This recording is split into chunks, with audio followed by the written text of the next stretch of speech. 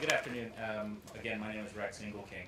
I represent the American Chamber of Commerce. I'm the ICT chairman there. I've been the chairman for the last 5 years, and I was the vice chairman for a few years before that. So I have quite a bit of knowledge within the telecoms in Hong Kong, and a little bit about the American Chamber of Commerce. We're the largest international chamber within Hong Kong, and we've always been a dynamic and influential organization both within Hong Kong and within the APAC region. I speak on behalf of the chamber and our 2,000 members, which comprise of mainly large multinational corporations as well as some of the small and medium-sized enterprises here in Hong Kong. The core values and tenets of the American Chamber is free trade, the rule of law, and promoting and sustaining ethical business practices. As a chamber, we're committed to maintaining Hong Kong's status as Asia's world city and strengthening its role for a center of international business and finance. When companies come looking to put headquarters here in Hong Kong, particularly if they're foreign companies, they always stop by the American Chamber and they ask questions about the market here in Hong Kong and whether or not this is a sustainable business environment. Generally speaking, we find that Hong Kong definitely provides those kinds of free trade that our members are looking for to allow them to grow their business and to innovate here in the region. Unfortunately, occasionally there are some issues that come up from which we have to digress in our opinion. And the 3G auction at this point is one of those items. Currently, while I mentioned that free trade is an important tenet of the American Chamber, the government in this particular case is citing increased competition for making the decision to seize some of the spectrum. Generally speaking, we would, as a chamber, agree with the government on that point. However, in this case, when we looked deeper into the issue, we actually found that the argument for competition was really a thin veil argument, and at the end of the day, we couldn't support that decision, and in fact, we support the decision of the businesses, primarily the multiple operators here, and their decision not to support the government's decision as well. I'm just going to go through a couple of the policy points that we looked into, one of which is the policy precedents. Anytime we review cases like this, we like to look at what other countries are doing. We look at the United States, obviously. We look at the UK, Australia, and some of the other regional areas. In the last 10 years, there have been a few spectrum assignments that have come up in those countries, and generally speaking, in every single instance, the governments have always reverted to a right of first refusal for those same spectrum allocations. So the precedence here is that the government would follow the same thing here in Hong Kong. In fact, in 2006, Hong Kong licensed the 2G spectrum came up for auction, or for renewal, I should say. And ultimately, OFCA granted renewal without spectrum change and listed 5 reasons. And these are key reasons. First of all, they said that the operators made efficient use of the spectrum. That's important. They also had a desire to provide stable investment environment. They wanted to aid in the customer service continuity, and they acknowledged that satisfactory service was being provided, and lastly, that continuous investment and improvements were being made. So in those 5 areas in the 2G spectrum, OFCA granted a right of first refusal for the spectrum owners at that time.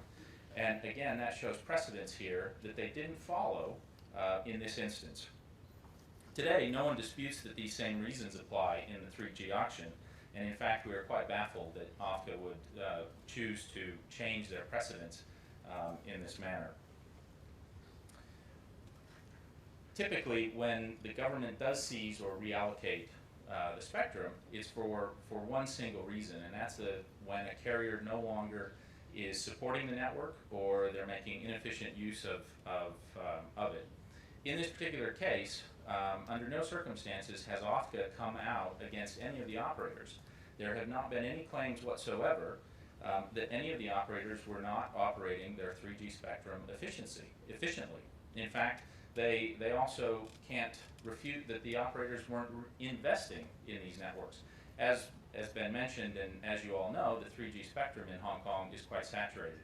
And in fact, most of the carriers have been doing all they can to upgrade antenna systems and do what they can to increase the throughput of the 3G. So in that argument alone, the government really doesn't have any precedence to take away the spectrum. There's a few other issues I want to talk about. One is competition.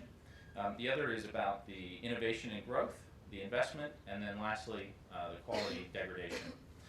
As far as competition goes, as you all know, we live in Hong Kong, 7 million of us, roughly.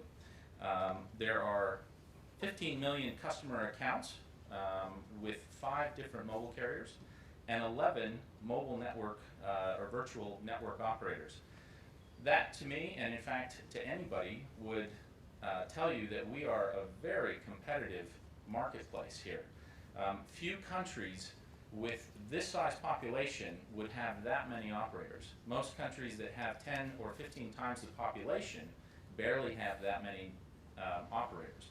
So the fact that the government is saying that the decision to reallocate the spectrum is to increase competition, we as a chamber, we don't understand that argument. It doesn't seem to hold water in our point of view.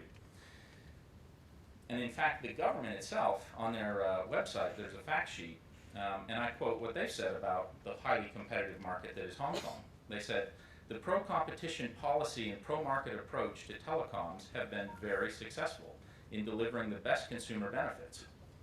So if they've already admitted that it's such a competitive market, we don't understand, again, as a chamber, why they're citing the re-seizure of the spectrum for competitive reasons. There doesn't seem to be a reason for that.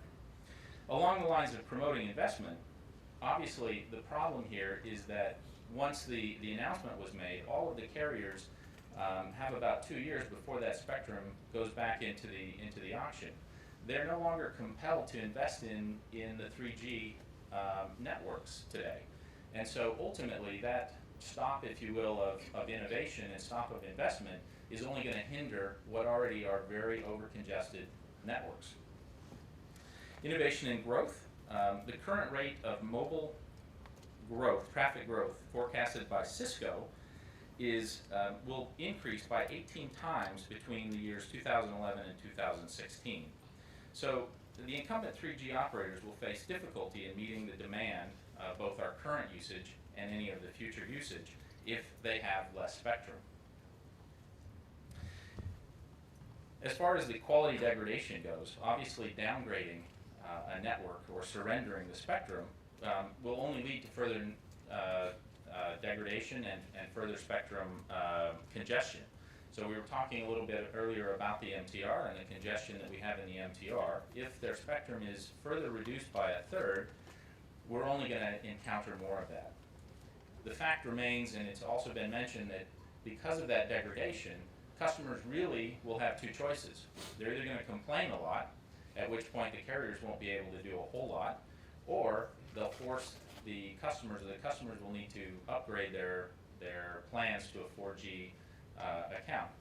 Many of those customers on 3G today are happy there. They don't want to upgrade, and in fact, by seizing the spectrum, by making customers then upgrade so that they can do the very basic data and voice, they're actually going to be increasing their costs. Not because they want to, but because the fact that the government has seized this network, the part of the network, and has made them move to a higher network and less congestion for the sole reason to provide additional competition. So again, we struggle ourselves as a chamber to understand the arguments that the government is making. As I said before, generally, the tenets of the chamber are all about free trade. We agree with that.